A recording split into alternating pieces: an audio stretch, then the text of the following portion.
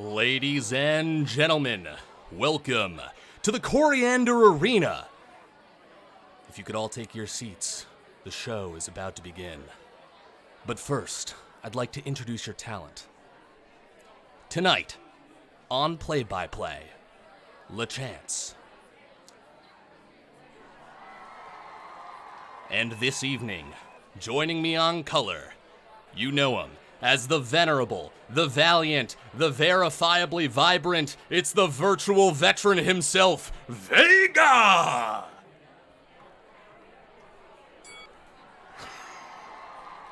You can't see me clapping, but I am clapping. Fuck yes, dude. Hell yeah. All right, we got one more line. Introducing your teams.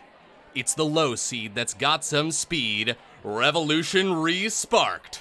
And their opponents, they've got a plan to get the upper hand. It's Trashcanman. Hope you guys are ready to hashtag rev up. What's up, guys? It's the low budget LCS. We're back for another fantastic evening of League of Legends. We're coming in here with high mad scientist energy. I almost got trapped in an elevator. Vega just woke up from a nap, but we're here and we are ready to fucking scramble. Vega, let's hop into this introduction, this slideshow that we got going on. I'm ready. I'm ready to read from slides. Slide into the show, baby. All right, we got the title slide here. REV Resparked versus Trashcanman. It's gonna be a lot of fun to say tonight, by the way. But two teams with great names. Obviously casted by LeChance and Ohio Vega. Presented by LeChance and Ohio Vega. Even though it doesn't say it, we know you guys can paint a good mental picture of what's supposed to be here. Get to that second slide. Here we go. Meet our Next slide. teams. Let's start with Revolution Resparked, the darlings of Wild Card. Seeded number 16, they finished 3-4, 8-10 overall in game score. Wins over number 12 Avalanche, number 13 High Alert, and most importantly, number 1 Serenity Knights Templar. Last week in a massive 16 versus number 1 seed upset. Multiple players with massive champ pools. Solo lanes are monstrous. They're carrying the Cinderella story on their back. But don't get swept up in all the glitz and glamour. On the other side, Trashcanman, seeded number 9, finished 4-3, 9-6 overall. They've got wins over number 14 Flash for Damage and an own upset of their own of number 8 Orgasm. That's a good name. Isn't it thus? I regret that we couldn't cast that name. A team that can take down multiple sides of the mat, rectifying a winless Season 9 campaign with hopes of a deep run of their own. Let's get a breakdown of REV Resparked onto the next slide. All right, next slide is up. REV are a team that isn't afraid to whip out something new in the draft. 30 unique champions between mid and top alone. Champion Oceans, Victory's GP and Gabe's Vigar, Asol. Even past those picks, both laners clearly like to play champs to scale relatively well and impact fights on a massive scale. We saw the GP last week and just how much damage it can do. Zithy and Caps Connect are clearly facilitators of the team style, looking to play initiative picks and complement their carries. But keep an eye out for these Belveth. We always love a little bit of Belfussy every now and then. Poison plays an amazing safe style that keeps his death low and his impact high. Keep an eye out for that. Standard carries Aphelios, Jake, Xayah, Caitlyn, all great backline power. Let's move on to Trashcanman's breakdown here. It's up. While the team's champ pool is significantly smaller, don't let that fool you. There's extremely solid mastery and depth to their playstyle. Kato is a man of not many junglers, but playing 6 unique ones and only playing 3 of those more than once. But his Warwick caught 11 bans and his Sejuani got a similar amount. We could see more added, but his core pool is terrifying. Quakecia Looks provides a serious AP carry in the mid lane and will ensure that TCM has someone who looks towards in the late game, while Miwa is looking to provide a team fight threat with a Cassante, Gnar, and Aatrox. We love an Aatrox player, guys. People say Aatrox, he's moved on, but seeing a great Aatrox player, mwah, chef's kiss. Skoogle and Flowtime may not get a lot of attention, but their mix of Enchanter plus Sion, sometimes Kai'Sa could take over. The Janna, the Soraka, the Morgana, the Seraphine, a support after my own heart. Finally, let's move on to the points of emphasis. Top side, Victory and Gabe have been a vital piece to a lot of REV's wins. Kato is often looking to make an impact in team fights and facilitate other parts of the map. We could be watching a fun jungle versus jungle matchup. TCN's smaller pools might simplify draft, but Rev's Oceans will keep it interesting. Keep a close eye on the draft to see what tricks teams pull out of their sleeves to get an edge. While neither bot lane is overly dominant, expect to see both AD carries playing a style that is highly conducive to winning. Pulse and safe playstyle versus Skoogles. And those are the facts. Another incredible presentation brought to you by Vega Incorporated. I'm doing my best at read and react. Now, I had this whole boxer intro, and I realized that my crowd button was incredibly silent. Is this louder? It's a little bit louder now. Damn, I wanted a roaring applause. I got a smattering one. Yeah, and they all rejoiced. Anyhow, I'm excited to bring what we just learned into this draft. We've got the spectator link.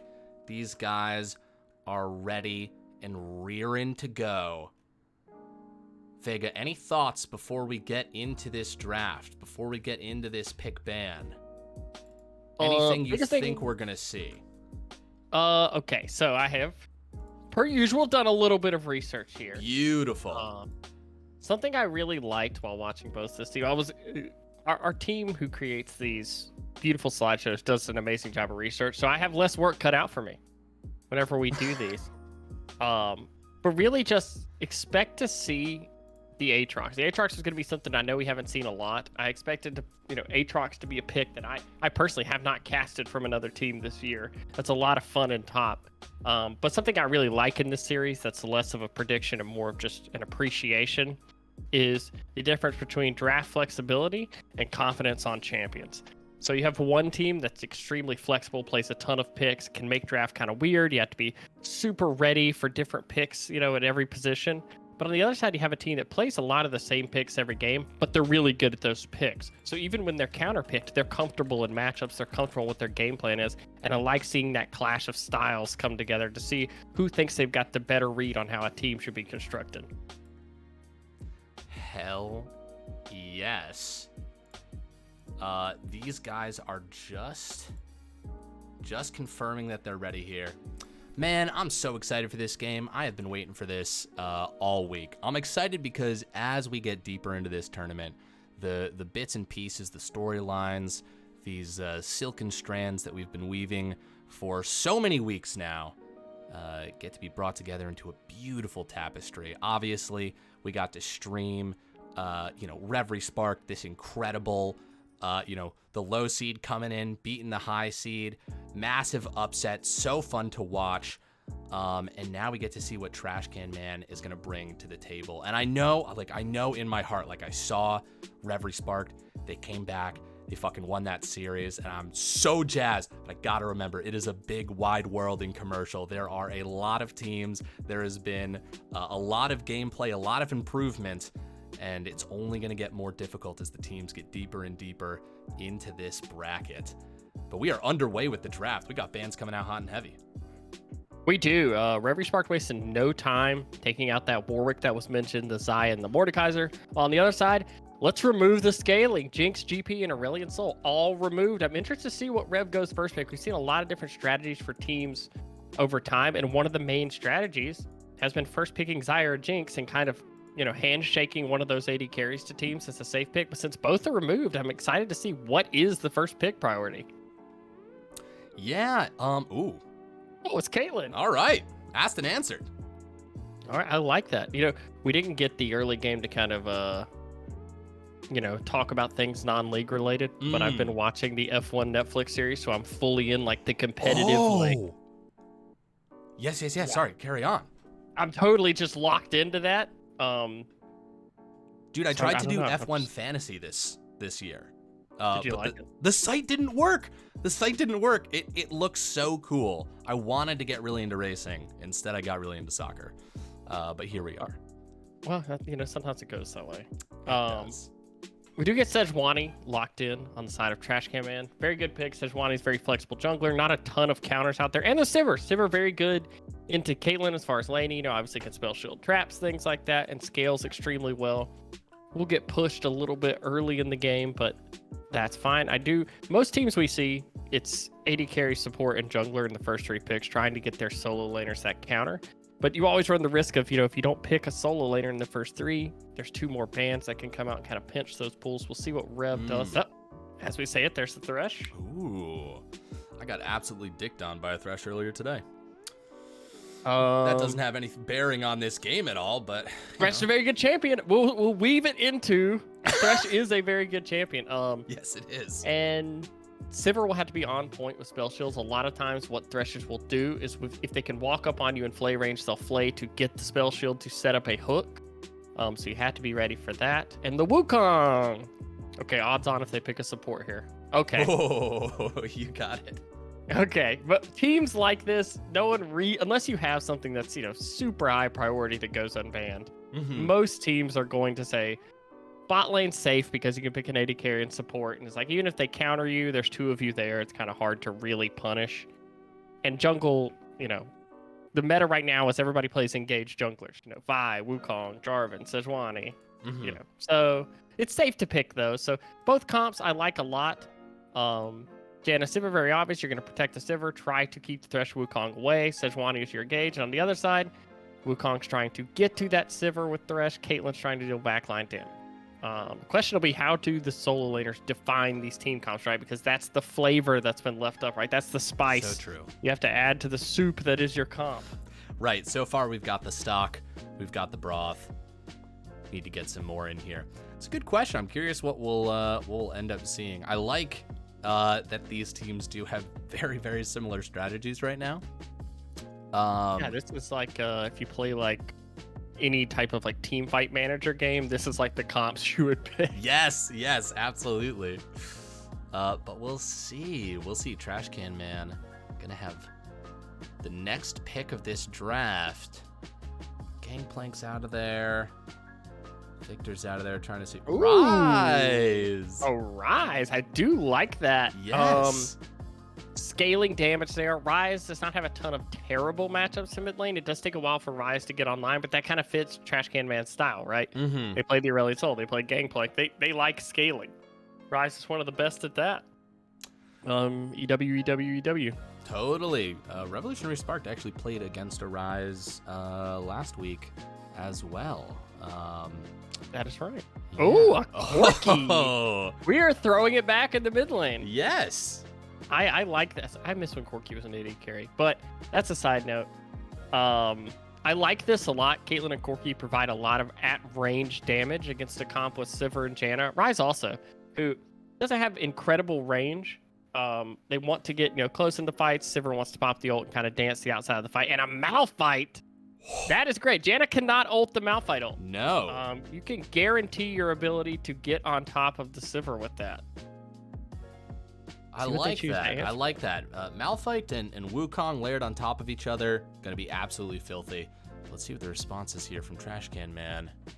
Yeah, I really like those picks because there's clear. Ooh, Kennen, very good pick. We also saw Kennen last week. Rev Resparked, I think, won their game 3 on a Kennen. I think it was against Made me the a lot of points. Was it against Kennen? Maybe. I don't know. I think it was against the Kennen, but I'm not 100% sure. Maybe somebody with picture perfect memory in the chat can tell us. Someone tell us. Either way, I have a it was memory terrifying. of like Kennen Gragas. Yes, Totally. that was that.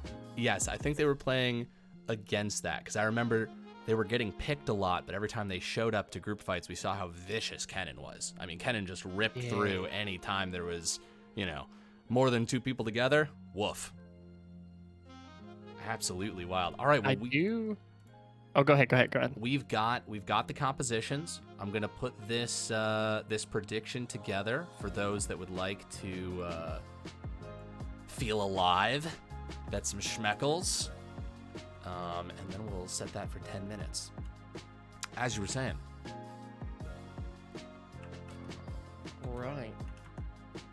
Really exciting to see these 2 comps against each other. I like that Rev Resparked has set up kind of battle lines with their comp, where Corki and Caitlyn can largely go unaffected as Malphite and Wukong pile in on top of the enemy carries. But they're going to have to do, much like we saw last week, you got to watch for flanks. If Kennen finds an angle to get in behind onto these carries, Caitlyn doesn't do a great job of separating herself from Kennen. So Thresh is going to have work cut out for him trying to peel the Sejuani and Kennen off.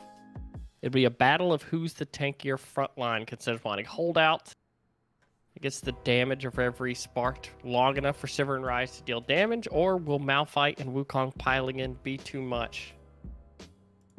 Be fun. Spend those channel points. REV Resparked made me a lot of money last week. I'm not going to let you guys know if I'm choosing to stay with them, though. Just going to bet a lot of money. Okay, I kind of spoiled it because not everybody has voted yet, but...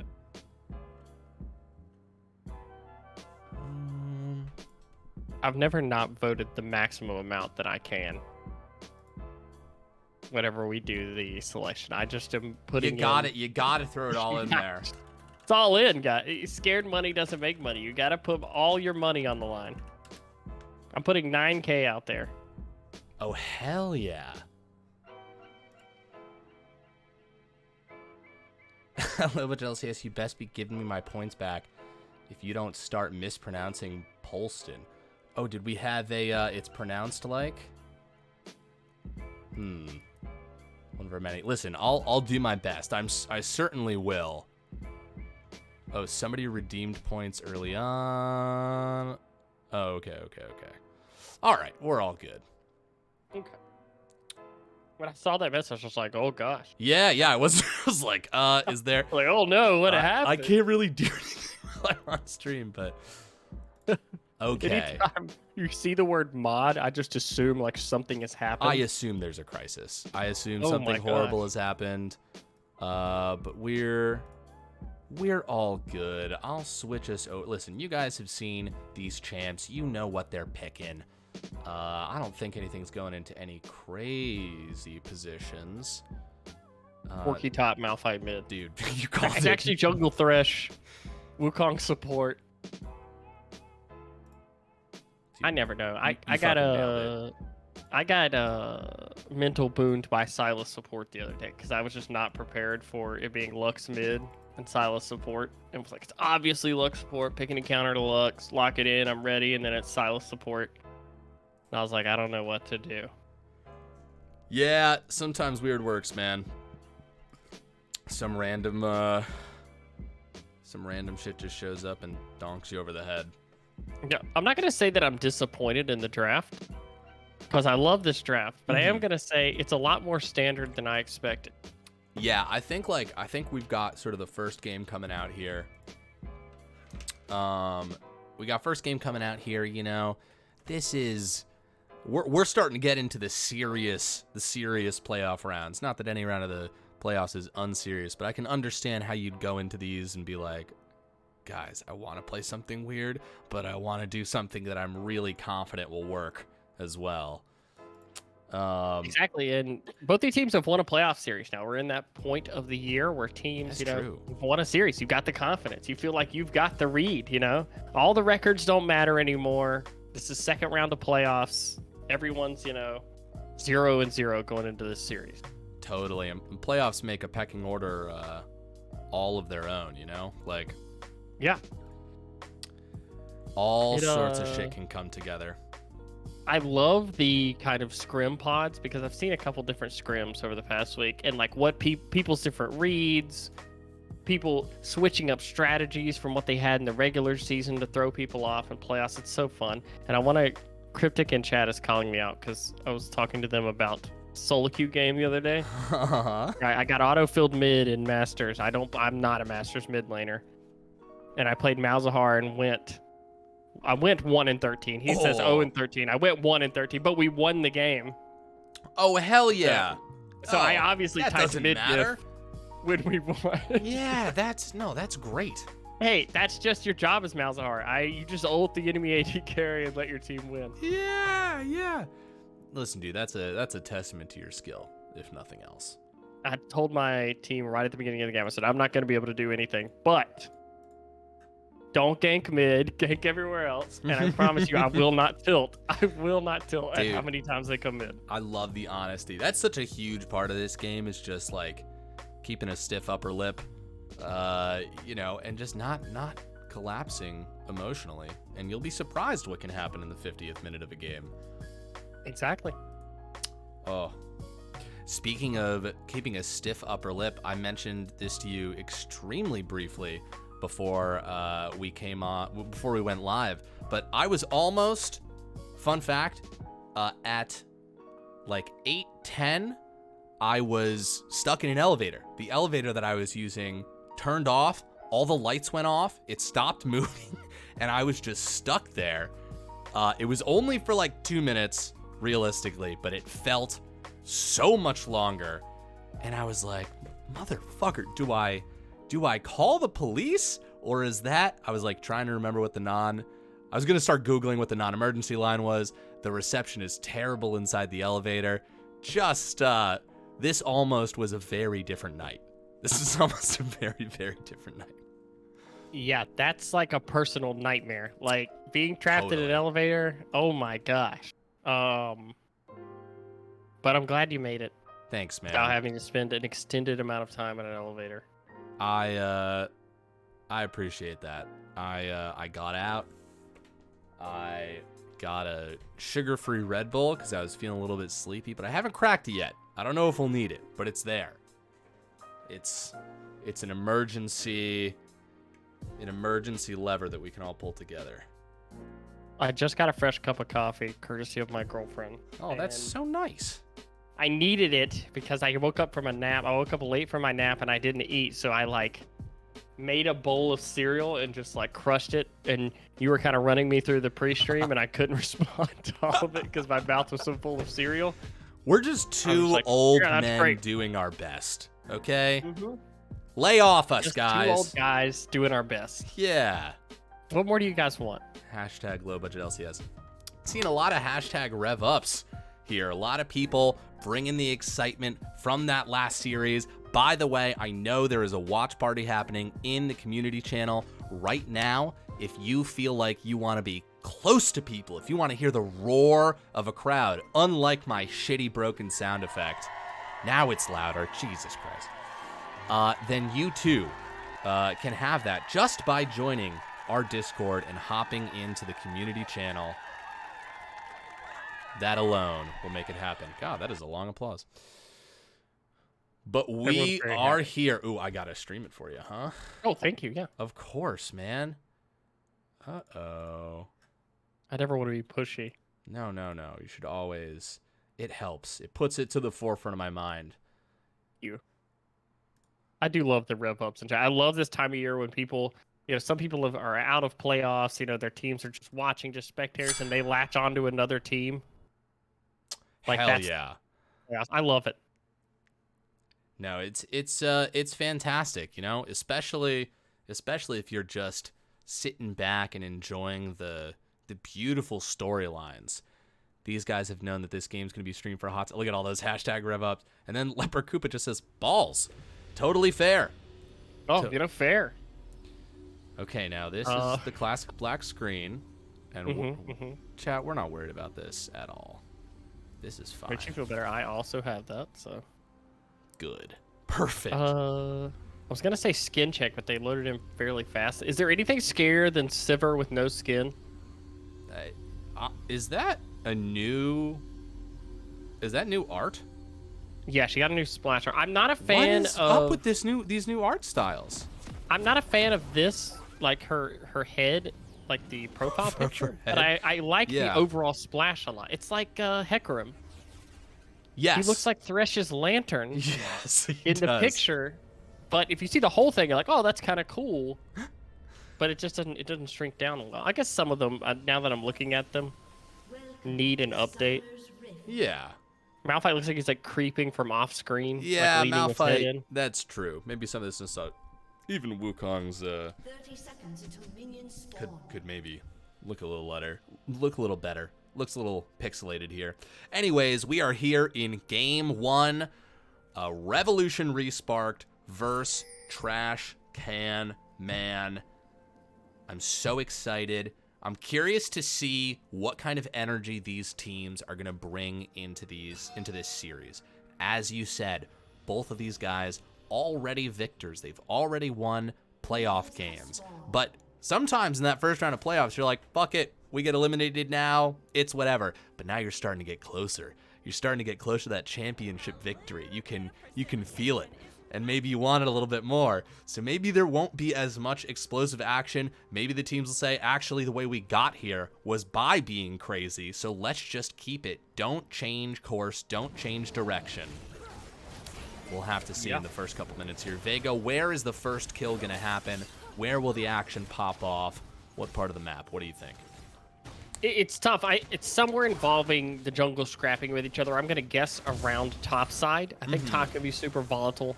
Kinnon's going to have pressure a lot. Wukong will probably look there. Janna, bot lane, provides a lot of safety. I imagine Civ or Janna don't want to involve themselves in a lot of combat early. And I really like that REV Resparked went with the double Cole start on Corki and Kate. They're saying, we're against scaling. Well, we'll scale too. We'll just go ahead and start with Coles, get that goal. Look at that hook already. Caps Comet right away. What a snipe. That was a beautiful hook. Sets up the level 2 very well for them. But yeah, like you said, first game of a series, this is, if you're going to throw a punch that's meaningful, game 1 is a lot of that. Get the momentum on your side, but you don't want to be the one who makes a mistake in game 1, so you normally see teams play a little bit safer. Yeah, we'll see. Caps walking up again. Oh my god. If that hook was a little bit longer, we know that his targeting module is working properly. Caps Comet is so far 2 for 2. I'm going to count that last one as well. That would have hit. It would have hit. And really good job here. Both lanes playing out pretty well in bot lane, mid lane, CS. We see top lane already manifesting a little bit of what this looks like. The CS difference looks bad, but some of that CS is going to push into Malphite. Kinnon is the range top laner. Damn, Caps, what the hell? Look at that hook into a flame. Flow time first blood. Junglers be damned. You don't need them at all when you got a support like this. Good gosh. Thresh hook is a targeted ability. Just right clicks on him with the hook. Beautiful job there. Heal blown by the Janna. Nothing else. No summoners blown by the side of Rev's bot lane to get that kill. That was absolutely beautiful. We saw how vigorous. Caps was essentially throwing hook on cooldown. Really wanted something to happen. And they made it happen. It came to fruition. What's up, little robot man? Lots of hashtag revs up after that first blood right there. I'm sure there were some cheers in the community channel. Once again, a great place to watch these games if you want to hear folks getting excited about them. The community watch party is one of the coolest things about low budget LCS. Everybody getting together, and there are 3 games going on tonight, I believe. Yes, there are. This is not the only thing that's happening in the world. In fact, there are some incredibly exciting games happening that basically were all happening at the exact same time. Oh. Look at this mid lane right here, both junglers and mid laners. Let's see. I feel like Corki's in a slightly better position because they do have mobility, but Wukong's backing. Sejuani's walking away. They don't want that smoke just yet. 2 ships passing in the night. They're just moving on back to their own quadrant to the jungle. Wukong going to base. Sejuani going to move to steal away this Gromp. I like this play. When you have pressure in one of your lanes like this, Kinnon could move down very easily. Use that to get an advantage in that side of the jungle. And things have calmed down after a little bit of the excitement from the first blood. We'll see if anything changes with how TCM wants to play out this bot lane. Yeah, Sejuani also backing up here. They don't feel like they can pull off a gank. I feel like once a kill like that happens, you're sort of aware of what's going on, and you're gonna play a little bit more safely. Wukong is around that bot lane. It's clear that both junglers want to make something happen, but the defense has been tight on both sides. Yeah, and Thresh creates really interesting gank patterns. See Wukong playing kind of towards the tower. If Thresh can land a hook and lantern a jungler in, it's really easy to set up there. They do have some still outside of the heal on the side of TCM, but looks like nothing's going to come from it. But the wave's in a really good spot for Raptor. They've got it pushing towards them. Makes it really hard for TCM to push up and crash this wave because it's dangerous, right? You walk up the lane, you know the Thresh is waiting in a bush. The Wukong could be here right now. Very good spot to be in for Rev. You've got, well, now the Wukong is here, sitting on that pink ward. That tornado's charging up. Let's see where it goes. Doesn't hit anyone just yet. Cap's going to throw the lantern over, going to flash forward, going to go for the hook, going to miss right there. But now Sivir on the inside of this attack right here. But look who's coming from behind. Sejuani is in the neighborhood. That's the spell shield, going to help her get to safety. And now Sejuani here.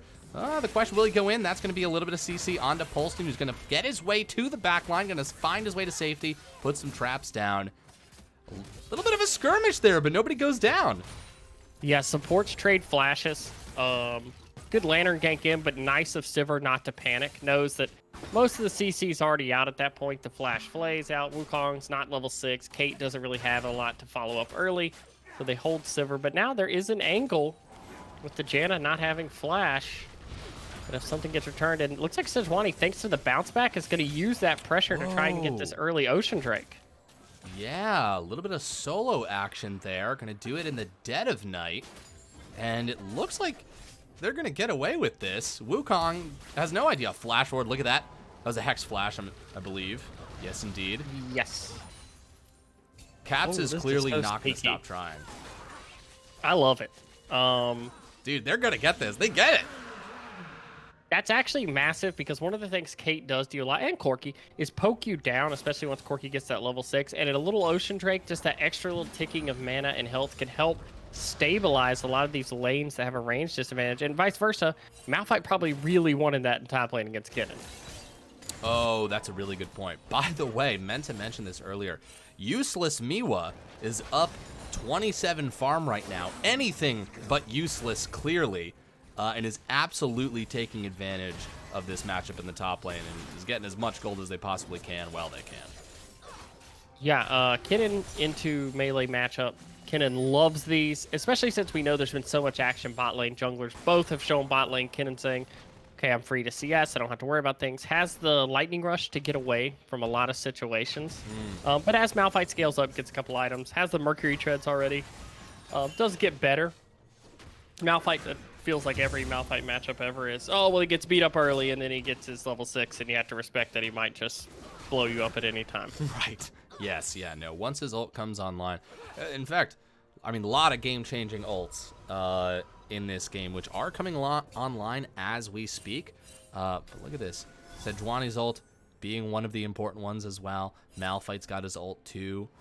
Wukong as well. So lots of these big engages that allow them to take more risks are now online and available.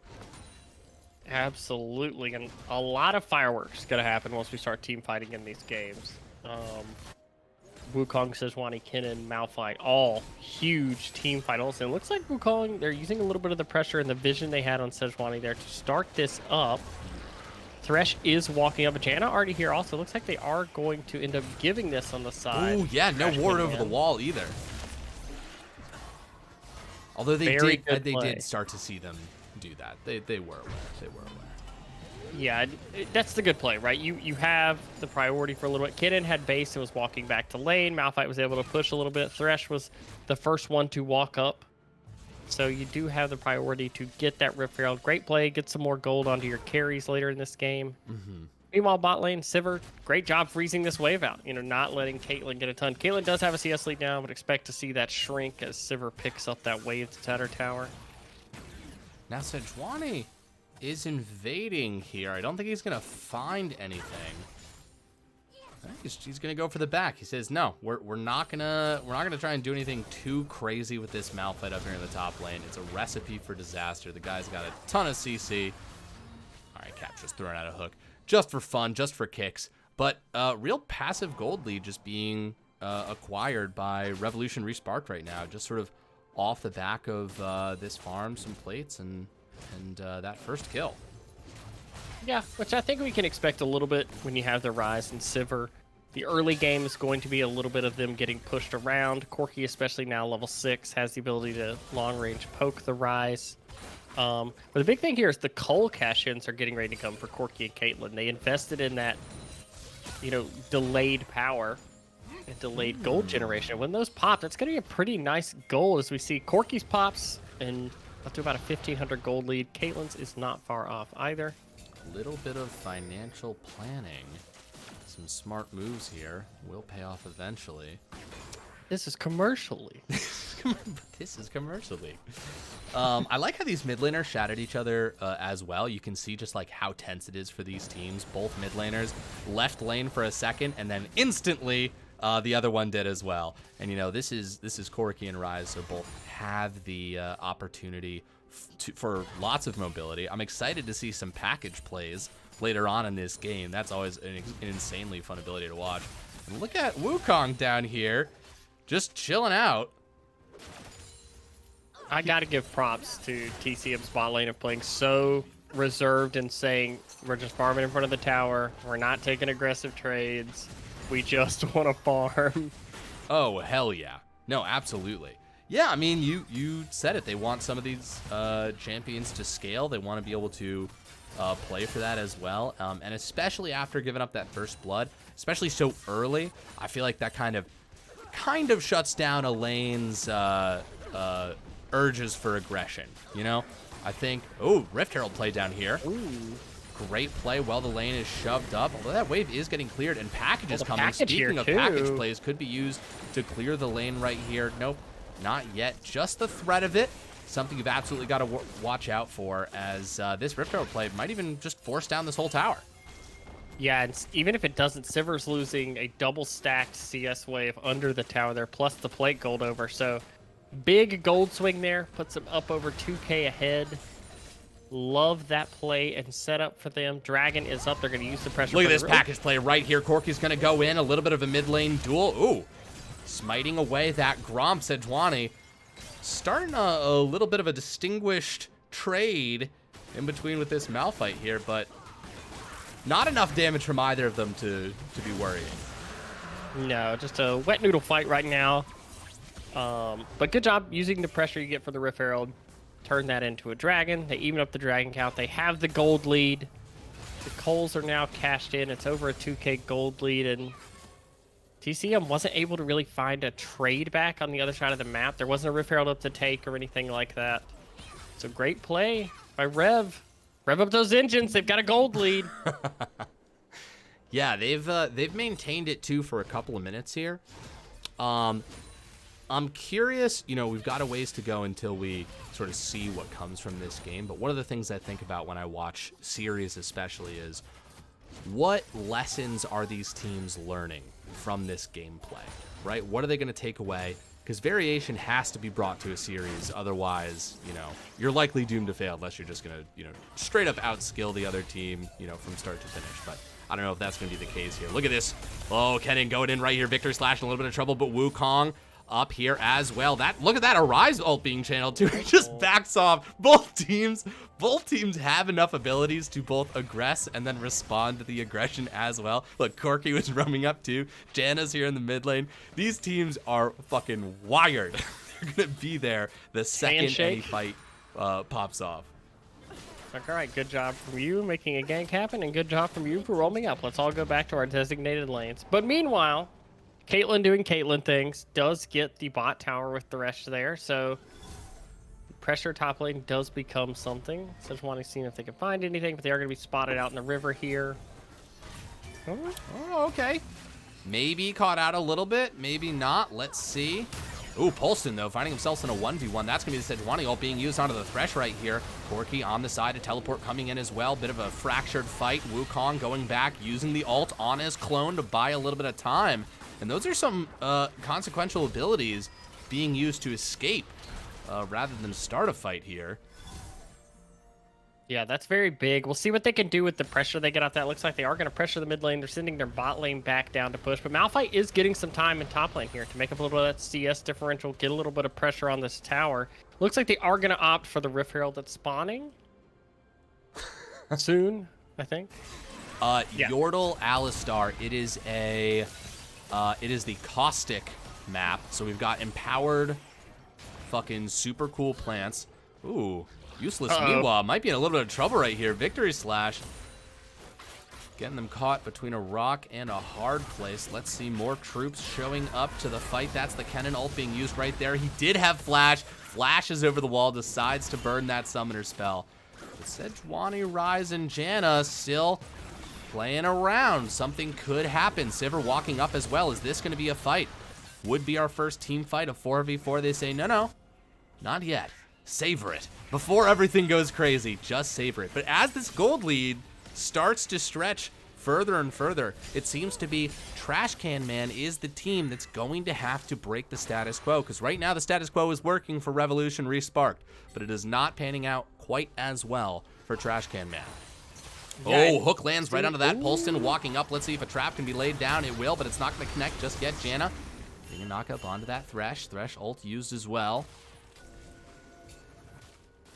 Gotta be worried a little bit right now if you're a Trash Can fan. They've shown a little hesitation at engaging, and you see that a lot in playoff, game ones. You don't want to make a mistake. You don't want to take a fight that could potentially end your game, but no hesitation from REV Resparked. They are going after objectives. They are pushing. No charge needed for that tower. Yeah, they got it. All right. It's still probably going to pan out to the exact same kind of situation. Oh, Thresh getting pulled, or Thresh pulling people into Caitlyn traps. I don't think we've seen it yet, but I'm here for it. Very scary. We have a dragon spawning, and this is a big one, because whoever takes the 2 dragon lead can force the fight normally at the 3rd dragon. This will be big for every Sparks, but also if you get it as Trashcanman, you get to put a little bit of a delay on the game, more time for the Ryze and Sivir to get online fully. You really want to see Sivir and Ryze 2 items completed before they're picking big team fights. Now, they've accelerated this a little bit with Kennen getting the big CS lead top, but they're still in a risky position because relative power, Caitlyn is strong on 1 item. Corki is in an okay position on 1.5 items. And Wukong and Malphite, they just need to press R at this point in the game. The item finishing doesn't matter as much as it does for their counterparts. Yeah, now this dragon spawning right now. Both teams are in the area. They're both thinking about it. Oh, that's a great ward right there. It is going to catch Sejuani. Good pink ward. Sivir showing up to the fight as well. Thresh actually could be pinched right here. Could be cut off, but they're not going to go in just yet. Nice tornado.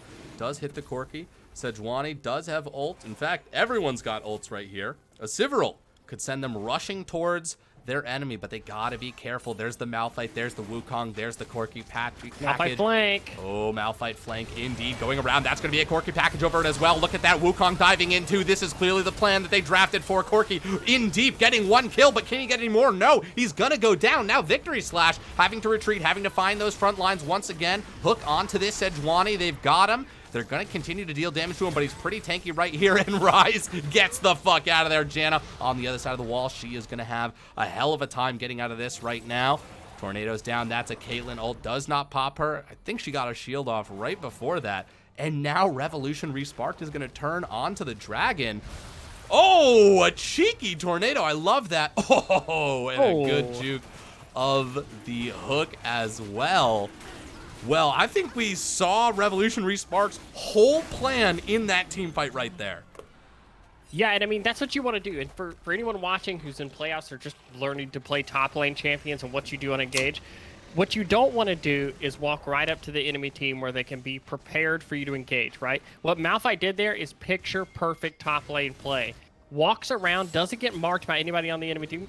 Oh, for a second I thought we were going to get a little bit of a fight here, but doesn't get marked and gets the flank. And what that does is because he's stepping behind the team, it creates this situation of they either step up to fight and let Malphite be behind them, or they kite back and Malphite gets a free 3-man ultimate onto them. Anytime you force situations like that, right? That's where Kennen really wants to be, right? But they force Kennen into the pocket with the rest of the team, and Malphite gets to feast on all of them balled up at the dragon pit there. Excellent job from REV Resparked.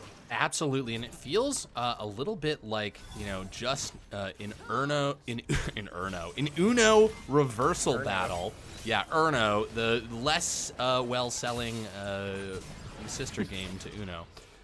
Victory Slash on the run right here. Sejuani ult being used to flash forward. They really want to get this, but I genuinely don't know if they have the damage. That is a pretty beefy guy.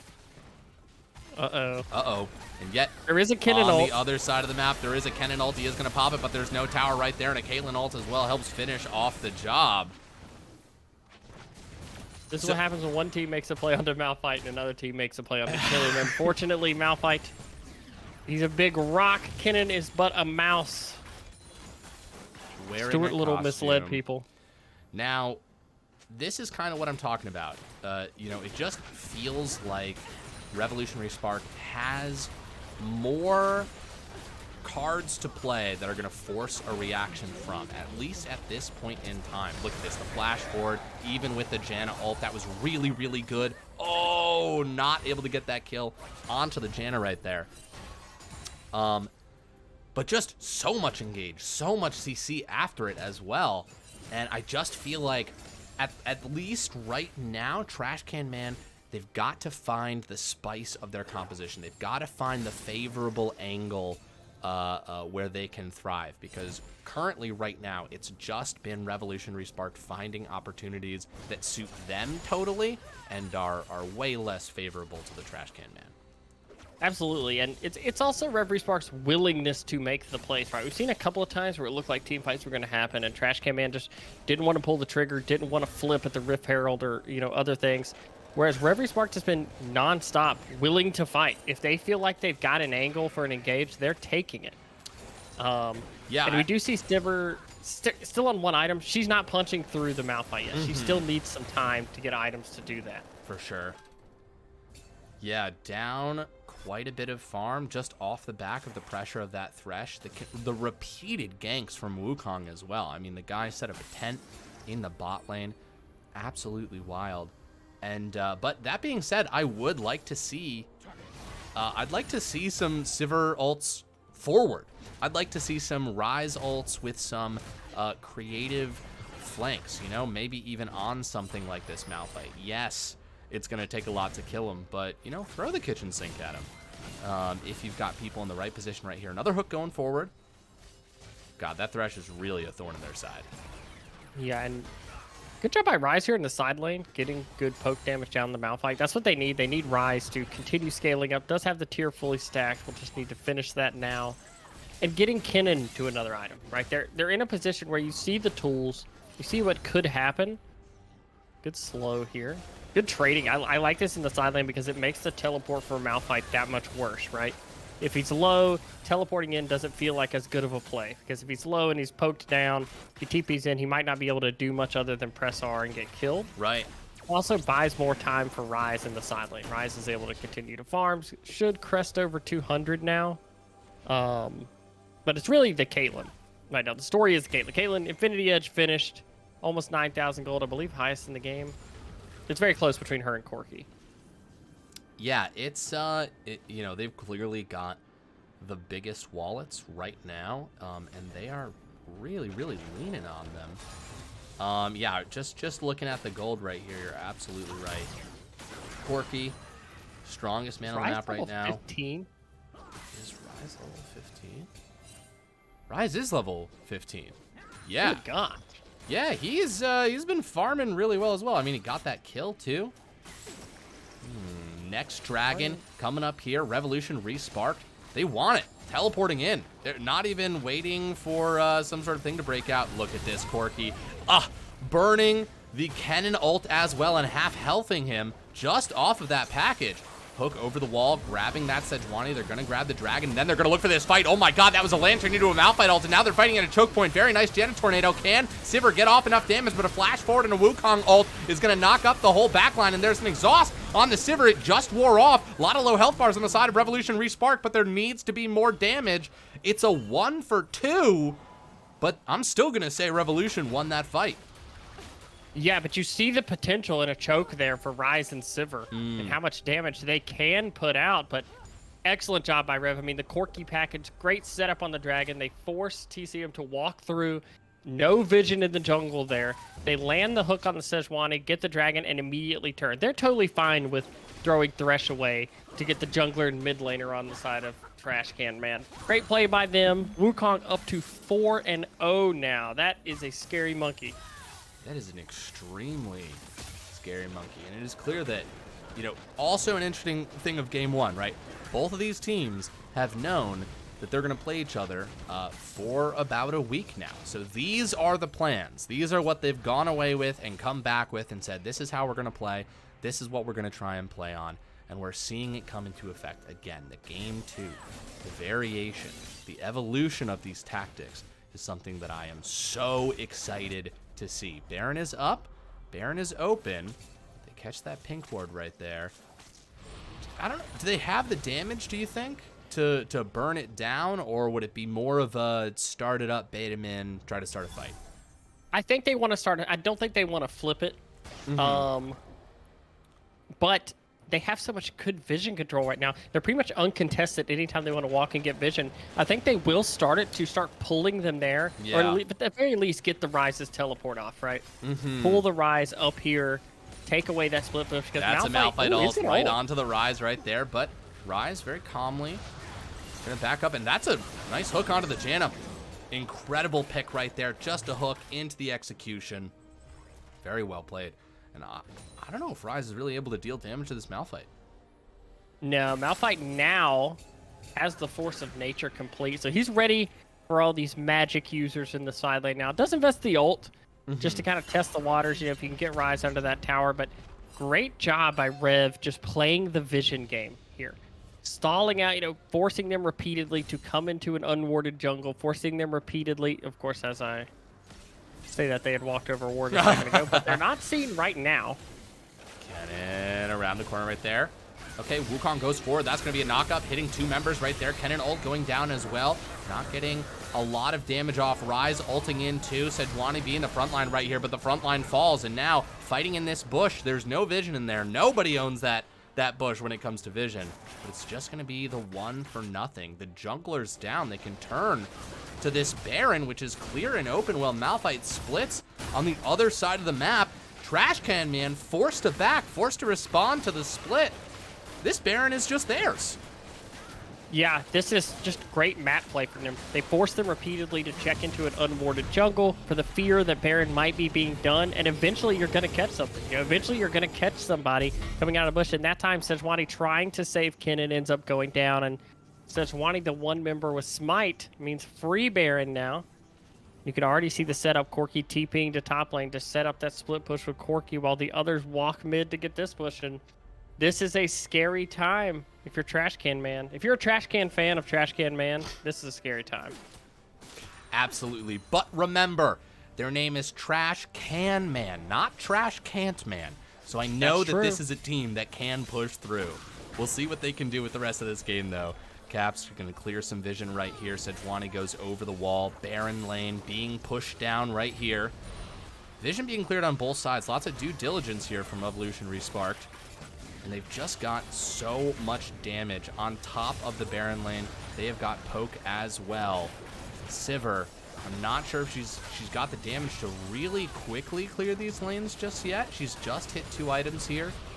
Got 2nd tier boots as well, but look at that damage. That's poke onto Sejuani, their main tank. So much coming out of this Corki. It's massive. Wukong going over the wall right here, finding the Rise, finding the mid laner. That's going to be Caitlyn ult onto him as well, followed up by a hook. That's a good amount of gold gone from Trashcanman. The Kennen ult coming out too, low health, goes down in the very end. They're also working on, but a nice kill on the side right there from Sivir. They try to respond and they get it. They get the kill. In response, revenge was had. A 3 for 1 so far. Baron still ticking away. 3 cannon minions pounding on this Nexus turret right here.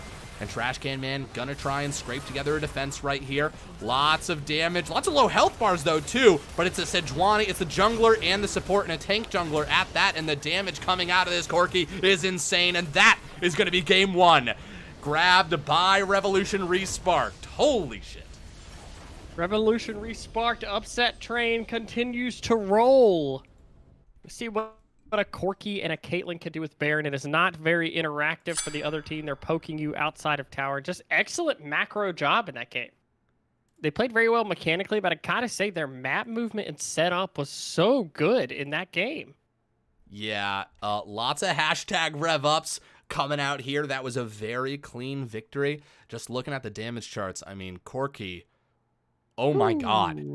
Oh my god. That's some damage. Yeah, that's a problem. That is a real problem. Well, Vega, I gotta ask. Okay, obviously, Revolution Resparked, which, by the way, they're showing us a different side of them, too. Last week's matches, scrappy as hell, lots of conflict, lots of combat. This has been a much more measured, patient response, scaling incredibly well. if you are Trashcanman, what kind of things are you saying in the locker room to kind of galvanize the team, to shore up your strategy, to bring you a Game 2 victory? Just, hey, we won to get here. It's the first game of the series. There's a reason it's best of 3. Just, let's focus up. Let's draft more proactive. Let's take some fights early that we think we can win. And, let's go ready to go back and win 2 more. They've had plenty of series. You're in the second round of playoffs already. You're used to it. You've lost games this year. It's no big deal. Nothing you haven't been over before. You got 2 best of 1s to get to the next round of playoffs. Absolutely.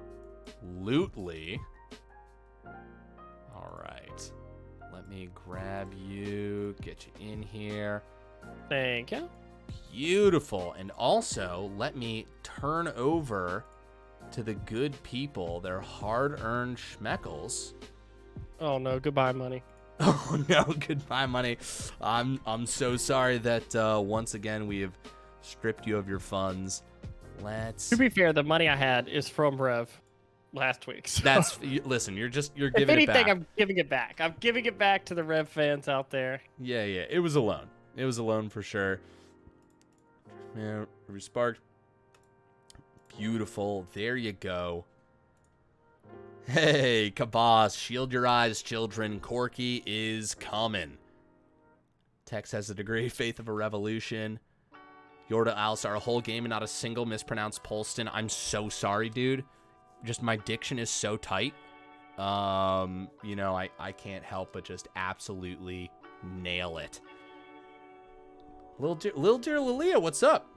Give Quake a lane bully, maybe. I like that. I like that as a suggestion. I want to see some aggression. I want to see some anger out there. I want to see plays. I want to see more playmaking stuff because I do think we saw, across the status quo.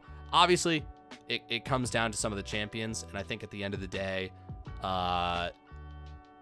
there were a little bit more like very impactful ults that were just able to be used by Revolution Resparked in that game. But I want to see some teeth out of the Trashcanman. Hard agree.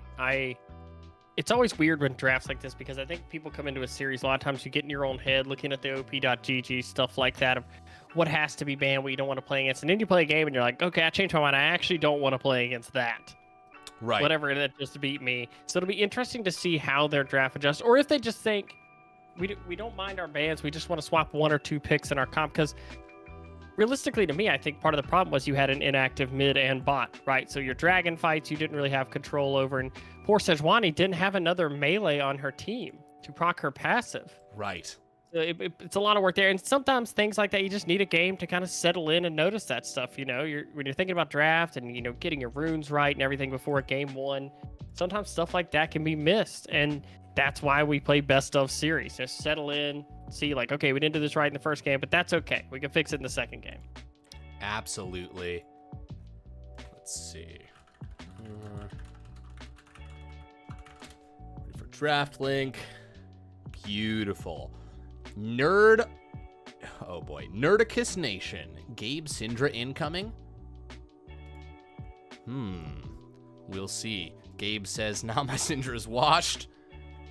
We'll see. Well, this could be a misdirect. That's what everyone who's good at something says. Oh, yeah. Listen, I've played enough board games to know that you should constantly be underplaying your hand at all times. Yes. Never look threatening. That's true. The first person to try and win will always be the first person to lose.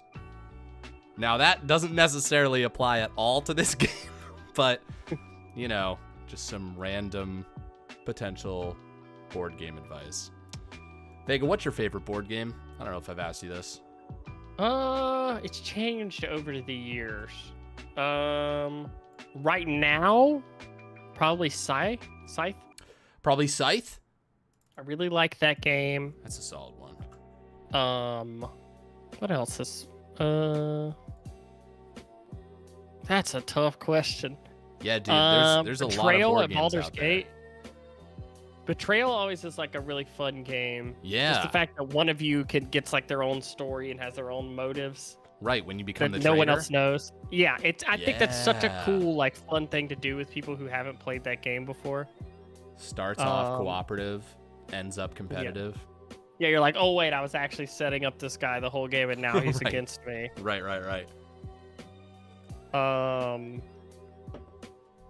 Yeah, I don't know. What about you, LeChance? What's your favorite board game? Oh, dude. Too many to count, but what I've recently really been enjoying is this really simple dice game called Play Me. And it's based off Alice in Wonderland.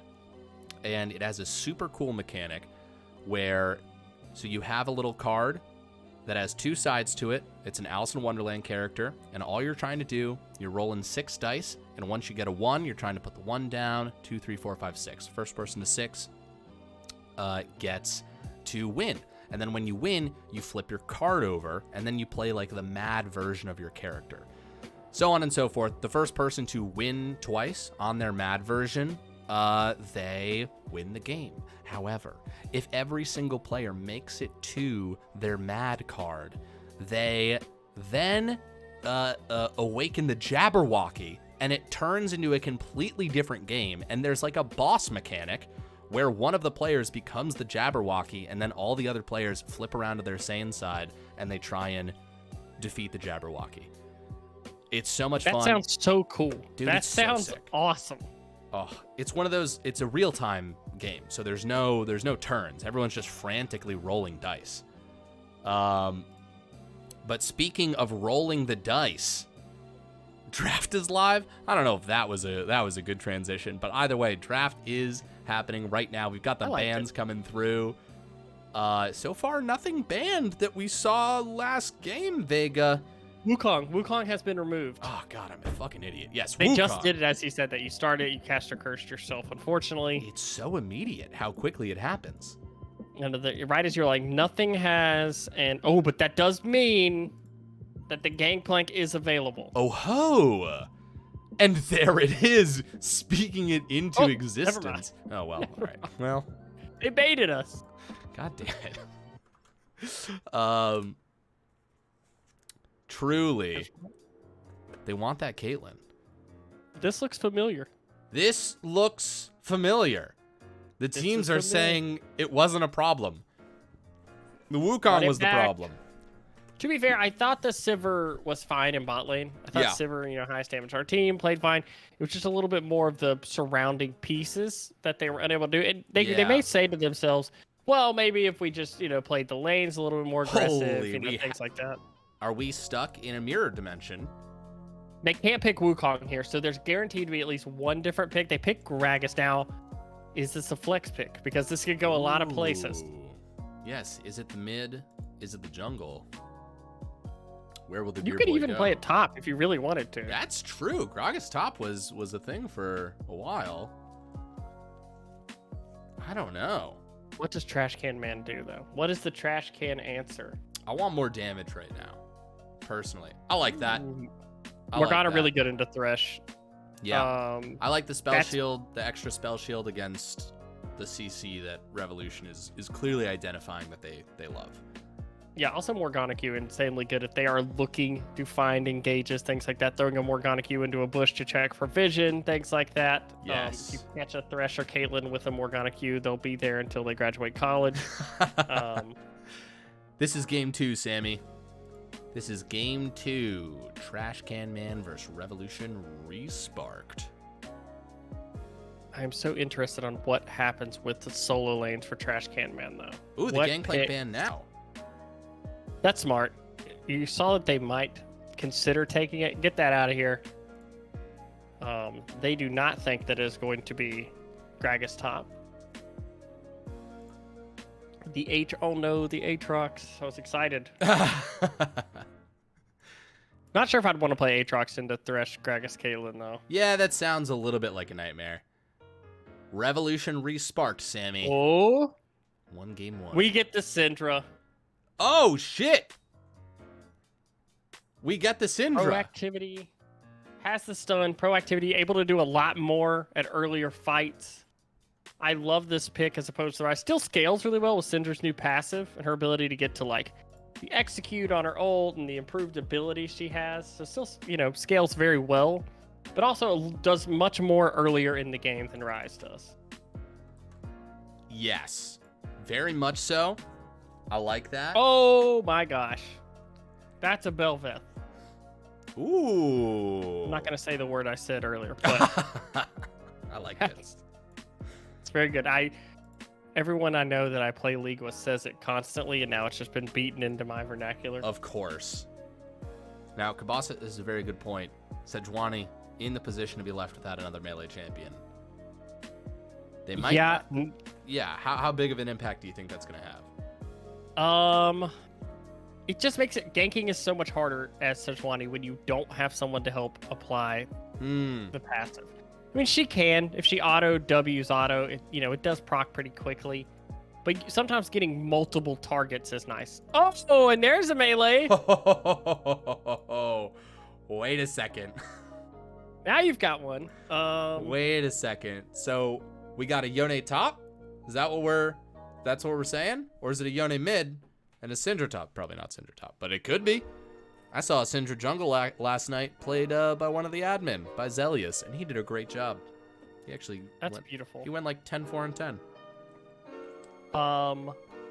This is mid Gragas, so assuming he's got to go AP, we have a slight difference or a pretty big difference actually for Rev from game one. The face checking now is going to be all on Gragas and Thresh, who are not completely, they're not giant tanks. Especially Gragas mostly goes the AP build nowadays. Right. While on the other side, you do have Sejuani, and you have Binding, you have Syndra Stun, you have Yone's ult, you have Sejuani ult. There's a lot of tools here for Trashcanman to preferably put Rev in the dumpster. There absolutely is, and whichever Trashcan puns you believe, whichever way you believe it'll happen, show your support by putting those schmeckles. Right now, it's 8,000 schmeckles for Revolution Resparked, 200 for Trashcanman, which means the returns are insane. Feel alive. I'll always bet on the team that's got less schmeckles on them, because, I mean, that's just free money. It's just free money, guys. It's just free money. No, I don't have a gambling problem. Why do you ask? Kabah says... Why do you ask? Yeah, why would you... Listen, I don't know how... Maybe it was last week or the week before I talked about Dave and Buster's and just going there and being like... Yeah. God damn. Throwing my arm out on the baseball game. Yes. My child only wants to gamble. She doesn't want to play any of the games. She just wants to gamble. Because she's smart, Vega. She's smart. Like, that is the fun part. That's how you get rich. Get out there, get all those tickets, exchange those tickets for erasers and candy. You spend like $60 on like things to play games, and you're like, we got a stuffed Pikachu that would have cost like $20 on Amazon. Dude, I did get a pair of socks from there. They only had extra small socks, and I was like, I guess I'll hold on to these. And they have unicorns and ice cream on them. And it's great. They look great. But I threw them in my car, and then I went out for lunch. I was wearing sandals. My feet got a little bit cold, and I remembered, oh shit, I've got these socks in the car. And so I shamelessly had lunch at a beautiful outdoor venue in sandals and socks with unicorns and ice cream cones. And it was a great lunch. That's beautiful. Kabah says all the easy champs on the same team. Time to hashtag rev up. Lot of faith in the ability to operate those champions. I don't know if I would put Belveth and Gwen in the easy category, but maybe Kabas is just that good. Maybe they're just Kabas is good for what it's worth. Yeah, I trust Kabas. We saw how fun Gragas can be for teams, like a well-placed Gragas cast. I'm really excited because we saw Rev, once they got a small lead in game one, kind of run over the game. They were so good at getting vision, playing team fights correctly, and when you have a team with something like a Belveth, who, once she starts getting kills, gets stronger and stronger and stronger, this could be a scary proposition. While on the other side, I do think that Trashcan did fix a lot of their issues from game one. They paired up a melee with Sejuani. They have a more active mid laner. Their top laner's less reliant on crazy flanks and can actually punish, and they're not against a Malphite, right? It's a lot harder to have that crazy impact as Gwen than it is of just pressing R as Malphite. Right. No, extremely true. I'm excited to see some more Thresh play from Caps. Got to warm up with game one. And, Detective Purple coming in hot with the Hunk Alert, naming Caps. Now, Hunk Alert is where now Caps must be referred to as the Hunk, which I will do my very best to. I forget sometimes. But the Hunk had a fucking crazy game one on this Thresh. Absolutely nutters, hooks being made all over the place. Kabos clarifying a bit. I think Gwen is the most challenging of that lot. The others are comparatively easy compared to their counterparts, since Sejuani only has one melee lane. Yone Syndra really hard. Now, I'm really interested to see how this Yone plays into this Gwen. Likewise, the Syndra into the Gragas. Because Syndra's going to have, obviously Gragas, melee champion. Syndra's got a little bit of range, but, I mean, the Gragas mid that we saw last week almost looked like an assassin. It was kind of brutal. Absolutely, and you worry about whenever you play any immobile mage like Syndra who doesn't have a dash or things like that, the chain CC of Gragas and Belva together. When ganks come in, one knockup begets another, right? If you get slowed by a barrel pre-6 or something like that, it's super easy for other spells to then land on you. And Syndra has the E to push back, but if you're ever trading with that, there'll be windows where ganks are possible. But that works on the other side too, right? We saw Thresh be very aggressive in the bot lane last game. If you're communicating that to Sejuani and saying like, hey, he's going to push for hooks, he's going to walk up the lane and try and do it. If we can sidestep one and get a Morgana Q, there's angles for Sejuani to punish Thresh. And if Thresh gets behind and he's not getting the souls, he becomes very squishy, very fast. Absolutely true. Sorry, I'm distracted by something. That's okay. Oh, yeah, today was the NFL schedule release day for anybody who's a football fan out there. I have not sort of responded to football's siren song, but I really enjoyed getting into a sport this year. So maybe one day. It is fun. I feel like I have to play a video game almost, or a Netflix show. I think Netflix is getting me into F1. Dude, yes. I'm really excited to continue to check in about F1 with you and see where this newfound love takes you. Yeah, it's going to be an interesting trip for sure. I also made the mistake of, I don't know why Netflix does this. When you watch a show for the first time, if there's a new season, it like starts you on that season. It's like, oh, new episodes. Oh, so sure. I watched like 4 episodes of season 5 of Drive to Survive. I was like, this is crazy. What is happening? That's so funny. Then I was like, oh, this is not the first season. Oh my God. Have you ever been to a race before, like a car race? I've been to NASCAR races. I've never been to F1. I went to a NASCAR race for the first time last year. Have you been to a lot of NASCAR races? A couple. Charlotte, plenty of times. Sure. Just because in North Carolina. Yeah. They're fun. It's so fun to go to one. It was, I'd never, like, tailgated before. And there's Sammy, you been to a lot of NASCAR races? Here was my main takeaway. It was so loud. Guys, those cars are fucking loud. And they're so fast. But they're so loud. Holy shit, it's so fucking loud. Yes, they are. I got to go in the infield once because someone we worked with at work was like knew somebody who had like an RV in the infield, and they met us with like the sound dampening headphones like right as we got in there. Like, you have to wear these. Hell yeah. It's gonna be so loud. Yeah, I had some earplugs in. And Spicy level 1. this is a spicy level 1. Spicy Speaking meatball. of cars revving their engines, Revolution Resparked, looking to accomplish something similar. Now, here's the problem. Once they turn the corner, they will be met with this Morgana. Look at this. Look at this. Game 2, the spicy play. Oh, the hook.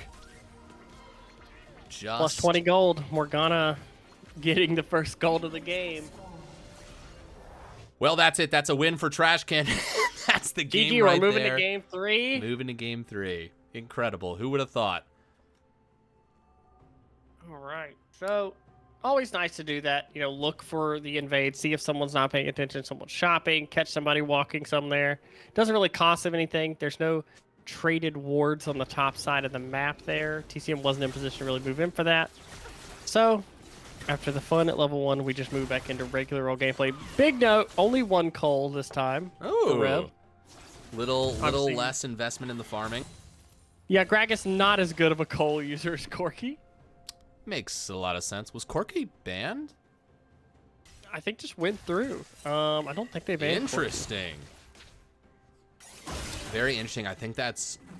I wonder what's that? What that is telling us? You know? Yeah, maybe there was a certain. Because They like it in certain matchups, or they like it with Wukong. Yeah, who knows? Ooh, Victory Slash getting level 2 right here, diving in. Oh my god. So much damage on that Gwen. Does having Knight also. Gwen, one of the champions who takes teleporting Knight, so big threat here. Sejuani is going to try and cover this lane.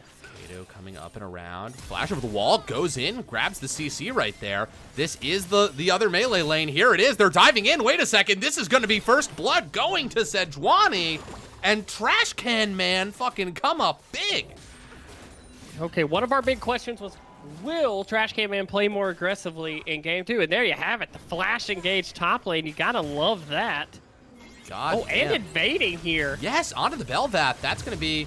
Okay. Belvath did get the double buffs. Gwen coming down too. Teleport back. Yeah, Kato's just going to go down right there. Giving red buff over to the Gwen. A scary proposition. But I'm liking this aggression. I do too. I like aggression. I'd much rather than be trying to make these plays than sitting back and slowly bleeding out like game 1. Proactive instead of reactive. Couldn't agree more. Exactly. And sometimes you're going to have that, right? Sometimes you're going to have situations where you're like, oh, I was a little bit too aggressive there, but it's a lot easier to dial back aggression than it is to force it, to, you know, learn aggression. Totally. Mid lane trading continuing here. Gragas early on, his passive letting him sustain. Means he can kind of ignore a little bit of the harass from Syndra. She's not quite at the point in the game yet where she's going to pop you. No. She'll just auto-attack a bunch, though. That's still going to hurt. By the way, Rag and Treg. Oh, we got another duel happening right here. Is that an Ignite that I see? Absolutely on the Yone. A flash away. That's going to be all the summoner spells gone for him right there. Gwen going forward. A really nice knockup from the Yone. Miwa gets themselves to safety. By the way, Rag and Treg, just before I lose it right here. Come on, Trash. Give them Whiplash. That's a great cheer for Trashcanman. Really enjoyed that. That was amazing. I'd love some more rhyming ones. If you got it. Oh, look at this. Miwa in a lot of trouble right here. Having to back up. Makes it back to tower. That was scary. Yeah, and had just used the teleport recently, so a very spooky situation Oh, wait, right gonna here. stay. Absolutely. Victory Slash gets the kill. Even taking a turret shot for it. Not a problem for the Gwen. Yeah, that is the victory slash from Gwen there. On to the Yone. And Yone in a tough position right now. It's a giant wave going to hit the tower. Already down 2 kills. Sejuani did get the early kill there, so Yone did not get the gold for that. We'll need some help. But good news, Sejuani is on top side. No flash on this Gwen. Yeah, that's true. Let's see. Kato up here. That's some good damage. Yeah, it seems to be backing off a little bit. Didn't want to press the issue. Yeah, Gwen very scary in some of those situations. Yone doesn't have ult yet, so doesn't have an ability really to force a way into a fight, so Sedge doesn't want to get turned on, snipped up. A boarskin rug, some might say. Looks fantastic. So choosing to back off. Yes, yes. Does give Yone some time to get some of the CXP and farm. Forces Gwen back. She does not have teleport, but Gwen already on the Sork shoes and a health crystal. Going to be very strong right now in this early game. And yet again, we're seeing a strong early game from Rev. Yeah, no extremely early dragon getting burst down just yet. We'll see. Of course, that was Trashcanman that did that last game. Deciding not to do it again. Kato turning the corner right here. Going to go right in. Let's see who's going to win this duel. Ooh, lots of damage. Low health bars coming here. That's the stun going through a forced flash over the wall. But Sejuani might be a little bit stuck. Belvath going back in. They're going to go for the kill right there. They're going to get it. Victory Slash takes him down. And Miwa goes forward trying to get that kill. But a double kill for the Gwen. A terror up in the top lane. Yeah, this Gwen is fully online now. Sejuani thinks that she finds a pick there onto Belveth in the river, but the solo lanes from Rev reacting super fast to that, immediately on the spot to punish. And just like that, we have a 4-1 Gwen in the top lane. Yeah, they are fully torqued. The team communication riding the high of the upset of last week. They clearly want this so bad.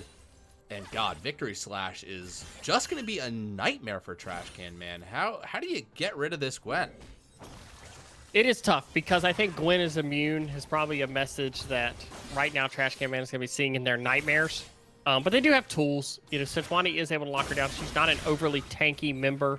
There are ways to burst out. The problem is Yone's trapped in this 1v1 for a long time, right? Dragon is up. There's going to be priority going towards the bot lane now. You imagine that the Rift Herald is almost forfeit right now, you know, because if Gwen can roam down to it, that's going to be it. But I like Sejuani's decision to, hey, let's go bot lane. Let's try to make a play here because I can't do anything top right now. Right.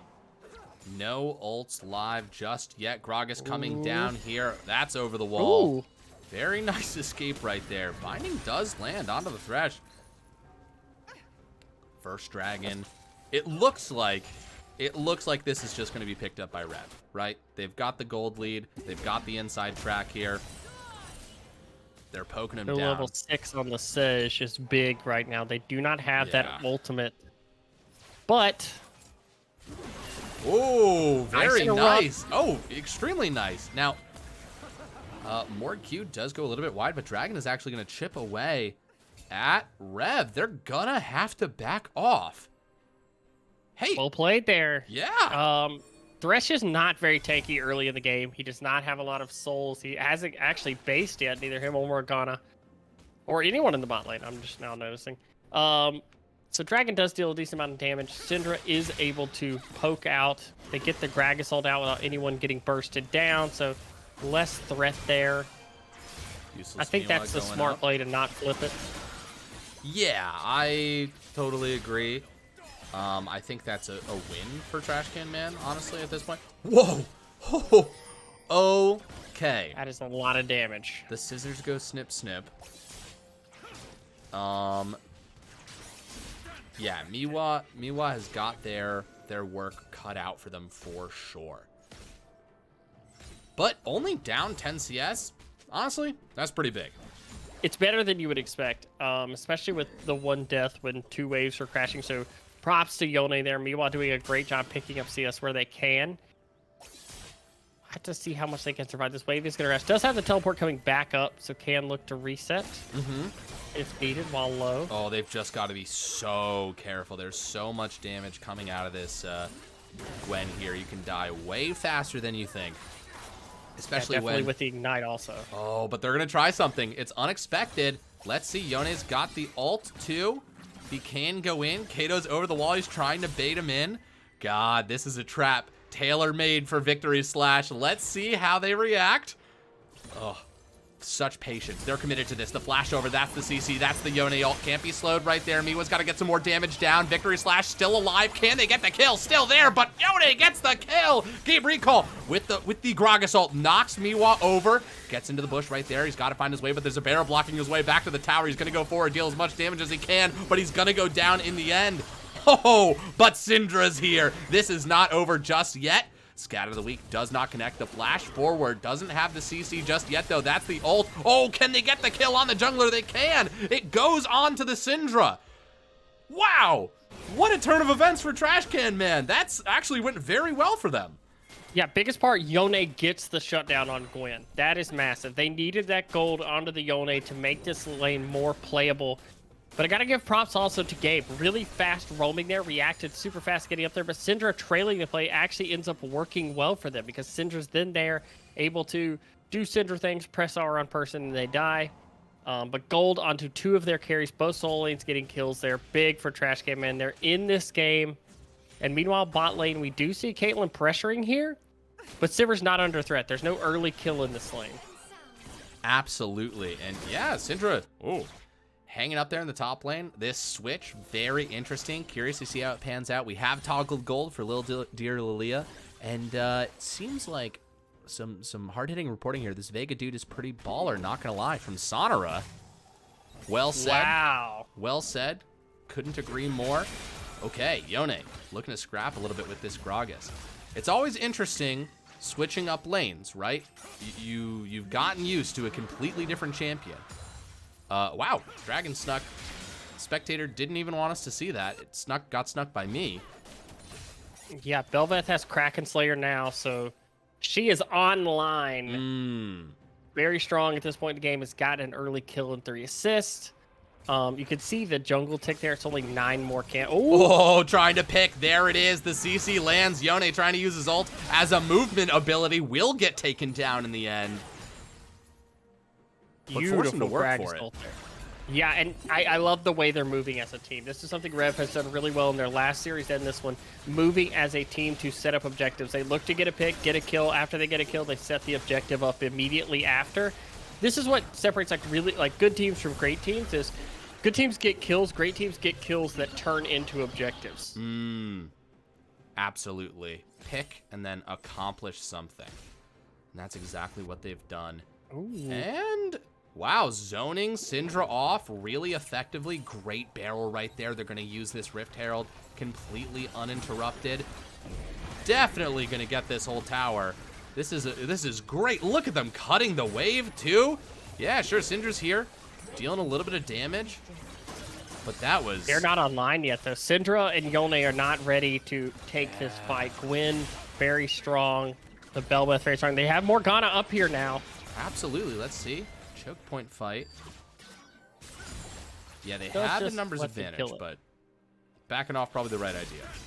Yeah, it ensures that they can kill the Rift Herald before it crashes on the tier 2, which is good. But great macro out of REV here. I mean, just constantly applying pressure. Caitlyn already in the mid. Push that wave in. Oh, the hook still lands onto the Syndra. Ooh. Not enough follow-up, but you never know. I never know what they're going to flash for. Me either. I mean, REV has been pedal to the metal this entire series. And right now, Trashcanman just trying to stabilize. They've gotten Sivir onto the first item. Feeling good about that. Same thing for a lot of their carries. They're waiting for Yone. Yone needs a little bit more gold here. But man, REV has not given them a chance to breathe in this entire series so far. Yeah, it has been play after play after play. Now Yone back up in the top lane, but still against this Gragas. Still up here. Miwa starting a fight, just getting some damage down. Just, testing their limits and actually accomplishing a fair bit. Right there, that's the knock-up. There's the Yone able to flash away from the Gragas. Really good Gragas ult. Knocks him into the wall. Gets another turret shot off. Really well played. These barrels. So good. Bomba from the Gragas, pinning Yone to the wall there. Takes a couple tower shots. So we see Yone, if he gets onto somebody. Ooh, flash off of the rest. Nice. Into the hook. Does he go back over? Nah, just to show him that he can. Just letting him know. You know, if you want, he can reach out and touch him if you want to. Right, exactly. Now, but it is good to see Yone able to deal some damage there. You know, if in that 1v1 can at least threaten a little bit. Okay, Kato here onto Gragas. A slippery fella. Everyone, you know, they've got ways to protect themselves here. A lot of mobility on the side of REV. It's really 2 different philosophies in the game, right? You have the front-to-back team comps. It's very, you know, push back to Syndra and Sivir, don't have dashes, things like that. They want to deal damage from behind. Meanwhile, on the other side, you've got everyone dashing all over the place, and then there's a Caitlyn. Yeah, that's true. And then there's Caitlyn, who is She's going to shoot you from far away. With her gun. She pushes towers. That's Caitlyn's job right now. Dude, Victory Slash down here does miss initially with the ult. The second charge connects. But yeah, Syndra's just noping out of that situation. They're not even messing around with it. Oh yeah. Syndra's done a pretty good job at 1-0-0. Should be nearing. We do see Bel'Veth on the bot side. Is going to push Syndra away from this tower, but Syndra should be nearing some of the upgrades on her abilities. Trying to get to that second item. And much like last game, they're in a little bit better position. Trashcanman is than last game at this point, where I feel like right around now is when it started coming off the rails. This game they did a little bit better job scaling. They haven't been punished as bad bot lane. Sivir, no deaths to speak of, no deaths on the Morgana. It's the top lane this time as opposed to last game that's a little bit behind. We'll have to see if they're able to stall. I would like to see them not all in fight at this dragon, but they may sense that if they don't fight it, it's slipping away. Yeah, I think you're right. Looks like they're showing up. Let's see. They've got some more abilities. They've got some more items, putting them online. That was the right person to get caught by that. Hook is down for now. Miwa on the side at the very least. Yep, Yone ult is up. Skookle walking around on this Sivir. Gwen is tanking this. Teleport coming in. Gwen is tanking this entire goddamn thing. Gabe recall now in the fight, going over the wall. Love these wards by Trashcanman. Great pink wards. They're backing up. They're trying to find an angle right here. Binding does not connect. That's Scatter of the Week on 3 people right there. Miwa goes in, only connects with 1. Gabe interrupting the back line right there. Miwa flashing back, flashing forward, and exhaust on him, trying to get a kill onto Victory Slash. One more will do it. He gets the kill. Gwen is down. The fight continues, bursting out all over the place, and look at this. Holy shit, Trashcanman going to work, taking out the trash, getting the dragon, 4 kills, maybe a 5th, the binding lands. What is going on? Holy shit, Trashcanman wins an unmitigated victory. That was one of the best Yone engages I think I have ever seen. Syndra gets a 3-man stun immediately into the Yone ult, and they just never get to reset. By the time they hit the ground, even though it looked like the fight lines had kind of reset, they're so low, but Rev decides not to back off the dragon. They hang around they say, okay, they burn the ult on Yone. We can win. But Yone had stacked up the knockup on his Q, so he goes right back in there with the E, knocks the team up again, and stays alive from the shield on the W.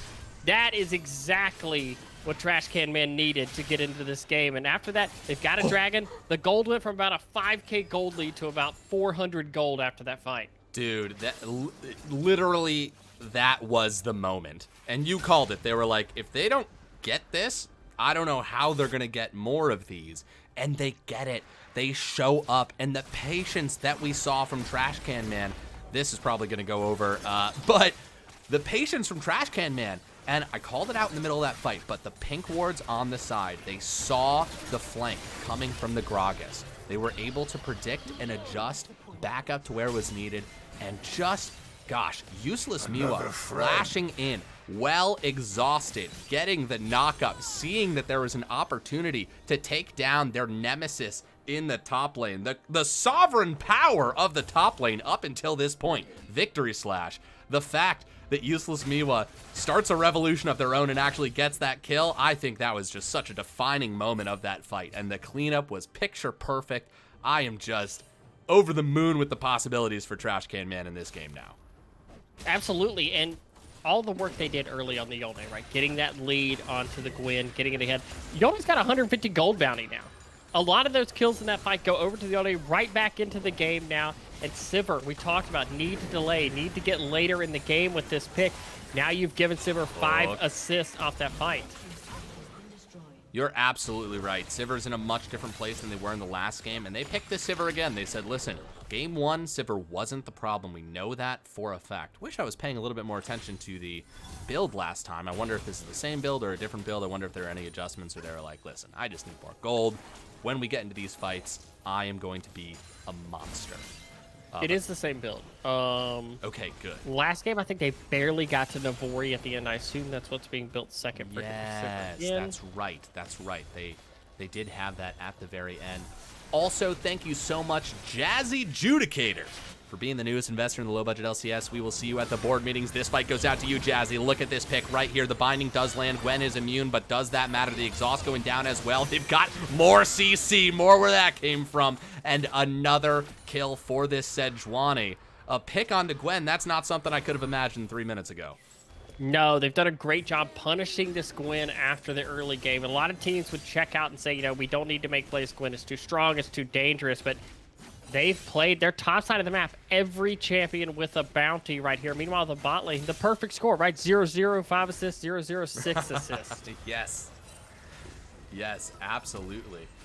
Yeah, no Baron off of that pick right there. That would have been the moment. But I think Trashcanman is starting to get the idea. They're starting to say, hey, we can scrap. We can fight. We can hold our own against this team.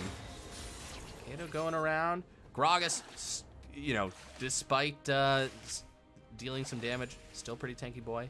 Not the easiest guy to dive under a tower. A lot of CC abilities. Absolutely. And I wanted to circle back to something you said earlier. That's a great point. You talked about marking the flank at the dragon fight. That's an example of adaptation from game 1 to game 2. Game 1 really got blown open by the Malphite flank at the dragon fight. Yes. And this game, they say, not again. We know what happened to us last game. You know, it's not a comp issue. It's just we didn't know of the, you know, that flank. We didn't mark that flank correctly, and then they won this dragon fight and snowballed off of it. This game, they mark the Gragas. They're ready for it, and they win the team fight. So I'm excited. We got a game on our hands here. We absolutely do. And yeah, they tossed 2 pink wards and a yellow ward on that side. They were extremely prepared for it. But we're about to get, oh my god, are we gonna go for another pick down here? Victory Slash is saying, nope, Dragon's coming up really soon, but so is Baron. Baron's already up, in Revolution. Once again, we talk about evolution, we talk about adaptation. Here it is, live in real time. They're leaving Victory Slash down here to cause some trouble, but it does look like they're aware. Are we gonna get a Sivir ult? That's Baron being moved down so fast, they get it. Holy shit, Yone going forward, but gonna get stunned a little bit. Do they have the CC? Oh, Gragas actually helping him out. The CC is going to land on Bel'Veth, buying some time. The Sivir ult is live. They are running forward a little bit more, but this top tower is still up and active and pretty healthy, too. They can just get back there, get back to the defense with the flash forward. Holy shit. Yone goes in once again. Will he snap back? No. Miwa taken down. And now, maybe a counter punch. They've got to be careful. A great Baron steal from Evolution. That was an amazing play on the map. They see that they're on the bot side. They immediately punish it by starting the Baron. Great play to kite up to that tower that's still up there also. Can't say enough about the macro play from REV in this series. And just like that, there's a dragon up. Yone is dead. And they have the Baron. They're going to be able to move towards this second dragon for themselves. Absolutely. And talk about, you know, macro moves right there. Starting the Baron. They put Trashcanman into a really rough spot where they said, even though this dragon's relatively undefended, we would just have to fight off this Gwen. We are going to try and stop Baron. And so they risked it, and now Baron's gone and Dragon's gone, but they might be getting a pick right here. Insta-flash from Caps, sorry, the Hunk, as soon as they were able to. The Hook. Sejuani coming in right here. Hook does land. Oh, Slithy right there. It is so scary right now. Every fight could be a game-ending fight. Yeah, Baron. Sejuani obviously not the one you probably want to land the hook on, but that's why she's standing in front of her whole team. That's the reason she's walking into the bushes. She's been doing a great job of taking those hooks straight to the face. Absolutely. We do see Infinity Edge finish on Yone. That is a big buy. Yes. Yes, that's huge. Dude, props to Miwa for coming back. Okay, Hook once again landing. Bel'Veth coming over to the side. Getting some damage down on a Skoogle.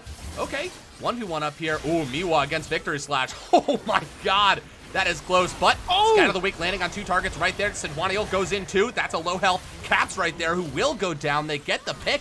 And up in the top lane, we didn't get to see the last second of it, but I believe that was Miwa killing Victory Slash. Oh, how the turntables turn. Well, Sejuani's got an angle here if they go for it. Syndra did base, though. They have to be careful. Yeah, they do. They are just going to protect the tower here. But that's great. You know, the enemy team has Baron. They're able to get 2 picks during the Baron. That does stunt a lot of the pushing power here. Polston is hitting so hard right now. Scatter the Wake hitting a target, but not the Caitlyn. I feel like the Caitlyn Polston is being sneaky about how much damage they're doing here. And the Baron is just helping push through. Wait. Caitlyn has played a little bit of backseat to some of the action, dive-in, flashy champions, but Infinity Edge finished there. Caitlyn does hurt right now. If you step on a trap or you stand and let Caitlyn auto you, you are going to take a lot of damage. Absolutely. And I think that the next sort of adjustment that we need to see from Trashcanman. I'm just reading Jazzy. Yes, we've been here for 10 seasons. You're just finding it now. Welcome. We got a Discord down below. We're in the playoff portion of the season, but this league's a hell of a lot of fun. If you want to join, there's actually people in the community channel watching right now. There are some admins in there. You can ask them all the questions you want. Tell them LeChance sent you. And, you know, nothing will really happen. But anyways, Trashcanman, I think, needs to address these macro plays that Revolution, I think, is just incredibly beating them on right now. They're getting the fighting part down. They're winning these fights. They're winning solo fights. They're winning group fights. They've got the combat down. Now they need to be definitive in what they're doing with these victories. Absolutely. Sivir to 2 items, Syndra to 2 items. Those are 2 huge power spikes that they haven't had before. Last game, we didn't hardly get to see the Sivir reach the 2-item power spike. We have this game. That's massive for them in this team fight stage, but the Gwen and Bel'Veth are incredibly strong, right? If left alone on any carry, they will be able to solo them out. So the game now takes a different shape, right? Whereas early game, it was a lot more about get the damage from Yone and, you know, CC everybody up. Now your team fighting becomes a lot more appeal for Syndra, appeal for Sivir. Oh, we've got ourselves an interesting 2v2 that'll very quickly turn into a 3v3 or more, maybe a 3v5. It's flow time's got to get to safety. A good binding onto the Bel'Veth. The teleport coming up here as well. That's going to be a low Morgana, but she's going to ult. She's going to walk forward. Sejuani goes a little bit wide. That's a low health Miwa right there. They get the Yone. They get the kill. Looks like their next target is Sejuani, which they get as well. A good flash from Syndra right there saves them. But that is 2 key members of Trashcanman taken down in an instant. And now they've got free reign of the map. What do they do with it? Unfortunately for REV here, the Baron or the Dragon is not up, but they've got their job now to push out, get vision, get these waves in control so that when they get those objectives spawning, they're the ones making the enemy team face check here. But just a great job collapsing there. I'm pretty sure the Kato thought that they were ganking the Gwen in top lane, that it was going to be a 2v1, but then all of a sudden there's 5 people there. Sivir and Syndra not even involved in the fight. And if we had the replay technology, you would see that Gragas was waiting over the wall that entire time. They were aware of the situation from start to finish. And that was actually Trashcanman playing into REV Respark's hand the entire time. Now this next drag is up. The vision's been cleared. Resparked is exactly where they need to be. And this Baron's up too, but it doesn't look like Trashcan wants to rush it right now. They've kind of gone back to these lanes. They're gathering gold. Skookle, might need to watch out. That's the spell shield down. Gragas thinking about it. There's the ult. The screen cuts away because now we've got Victory Slash against this Syndra right here. Look at that, Sejuani going over the wall. Victory Slash, oh my god, so much damage. And Polston getting the kill and taking down its flow time too. That's a 2 for nothing. Hold on a second. Wait, that is catastrophic for Trashcanman. That is really bad right now. They have access now to the inhibitor turrets. They're going to burst this down so fast. Yone has base. Oh, caught right on the dash right there. Sejuani caught up, locked down. Scatter the Weak coming in, but that is 3 people down. It's just the Syndra and the Yone into defense. Oh, but they don't push. They want that Baron. They want to close this out as confidently as possible. Absolutely. They're getting free access to the Baron now. There is no Sejuani. They already have 3 dragons here. Just the ability of REV to punish when they see it opening. They got a little bit punched in the mouth in the mid game. Had some team fights not go their way, but it looks like they have re-centered. They're back onto their macro game, playing exceptionally well there. The Gwen is strong enough on 3 items to where it's so hard to gank and kill. There's so many avenues for them to deal damage in the bot lane. And when you're engaging onto that Gwen, the other 4 are immediately going to sense weakness. And they snap onto the Sivir and Morgana, punish it immediately. And just like that, we've got a Baron and that gold lead back up to 7,000. Yeah, that is, you know, the yo-yo effect here. And Revolution Resparked burning that gold lead for a second time in this game. Now, Trashcanman survived the first Baron push, but can they survive the second? Obviously, okay, the Spellvath coming around. Can they get a pick right here? But Polston in the area too, and whoa, Revolution Resparked is not traveling alone. If that hook landed, I'm convinced that that's a dead Sejuani right there with the support that Revolution's bringing into the area. Syndra finding themselves in a 1v1 in the bottom lane against this Gwen, and the wave crashes. These Baron-empowered creeps. Hard to take down, not easy. And the Sivir, not there as well. That's a hook that lands onto the Sejuani. So much damage off of Polston. What a crit. They cannot defend this tower. They have to back off and concede it to the destruction, to the ravaging that this Baron is helping them accomplish right here. Polston, how many Belveth minions? Dude, so many of them. Okay, hold on. Oh, Miwa going in right here. Sivir's here as well. That's going to be the Sivir ult, but the tower goes down in the end. That's a Binding Thresh ult dropped. Really good defensive play right there. Grabbing the Sejuani. Do they have the damage to burst him down? Yone says, no, I've got the damage to burst you down, but an instant exhaust. Oh my God! Got the kill! That was a cannon minion. I think they got it. And look at that victory slash taking down Morgana so quickly. This inhib, they've got the team. They've got the full team. 2 men down. They've got the Baron-empowered minions crashing from 2 lanes right there. That's the engage. That's a Gragas ult being used too, but they're just going to target the towers. Now starting a fight. That's going to be the second Nexus tower that falls. Nexus, the next target. Rev Resparked looking to advance to the next round of the LBLCS playoffs in a quick 2-0. That is your number 16 seed, the wild card team. They have now won 2 playoff series, and I believe into the top 4, right? That's semifinals? Yes! Oh my goodness. Excellent macro play. They punished so quickly in this game, and they just used the Baron to beat. The second they get a Baron, it's a game-ending push. They're threatening both games immediately with it. I'm over the moon. I mean, that was just outstanding play. Uh-oh. Can you hear me? Okay. Oh, thank God. Yeah, okay, yes, we're still here. Okay, thank goodness, thank goodness. Woo! We are still here. It was one of those dangerous moments where the stream also crashed. They should have heard you, though. Holy...